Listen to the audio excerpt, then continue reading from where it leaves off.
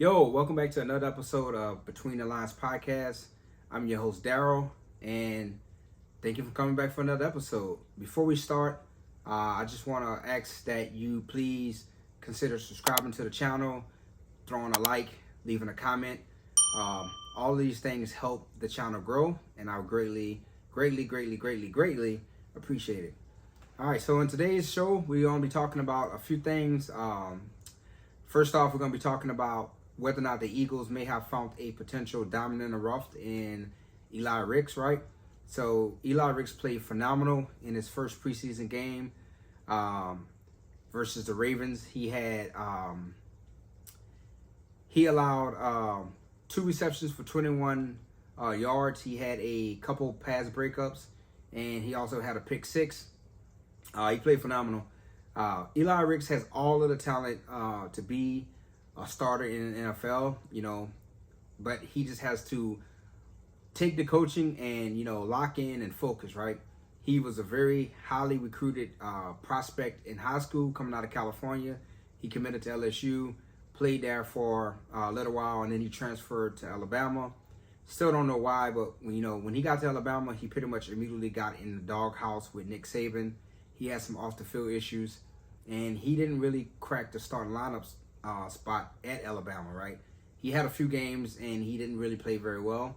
And then, it led him to being an undrafted free agent, right? So the Eagles picked him up. He played phenomenal in that game versus the Ravens. Didn't play very well versus the Browns. He had some problems with his matchup.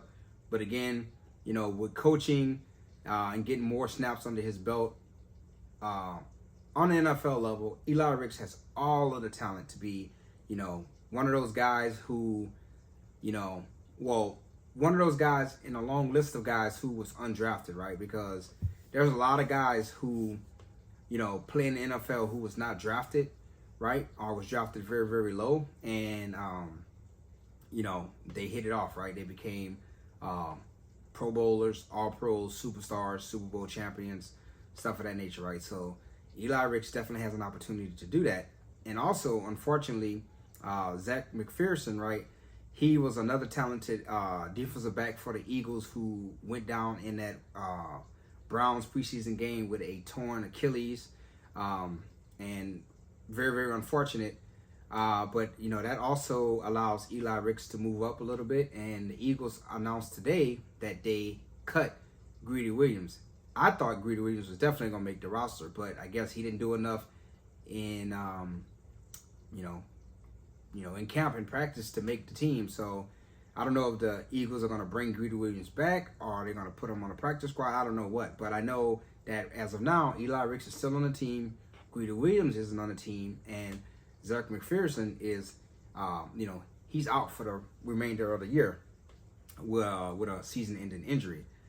The Eagles have some studs in that defensive back room, right? You have Darius Slay, you got James Bradbury, you got Avonte Maddox, you got Kelee Ringo, and you have Josh Jobe, right? So Eli Ricks still has a long battle, right, to try to, crack the roster spot or maybe even, crack the starting lineup or even just get some playing time. But I think the Eagles should definitely hold on to the kid, right, whether or not they got to put him on a practice squad. But I think they should definitely hold on to him because Eli Ricks he's a talented kid.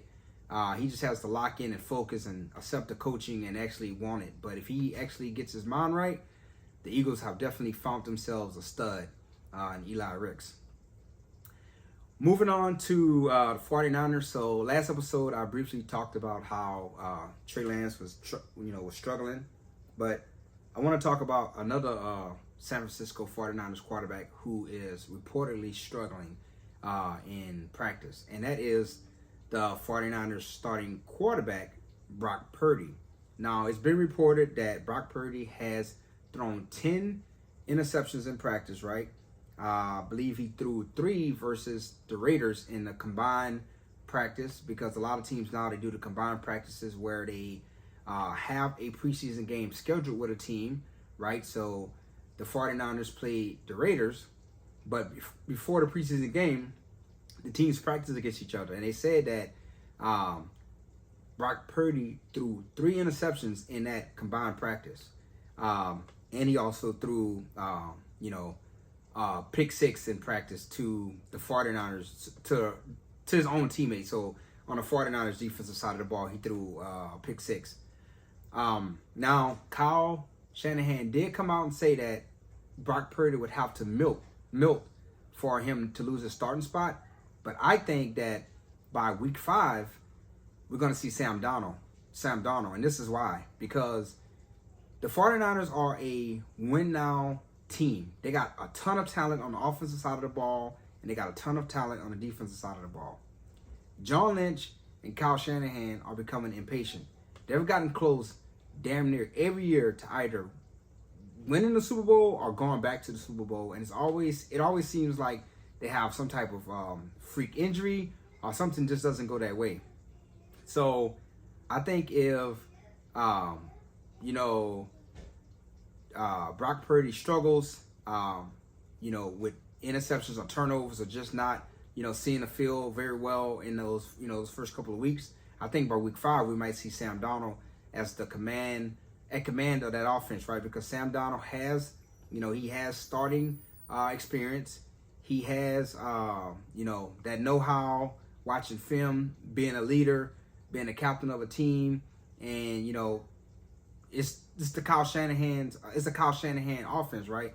Kyle Shanahan has made Matt Ryan and a bunch of other guys look very good, right? Matt Ryan won an MVP. So, we got to see, because, Kyle Shanahan, he definitely wants a Super Bowl, and his rival, right? His rival and friend, Sean McVay, already has a Super Bowl, and Kyle Shanahan dominates the Rams in the regular season ever since Sean McVay has been a head coach, and ever since Kyle Shanahan has been a head coach. But Sean McVay has the Super Bowl, and Kyle Shanahan does not have the Super Bowl.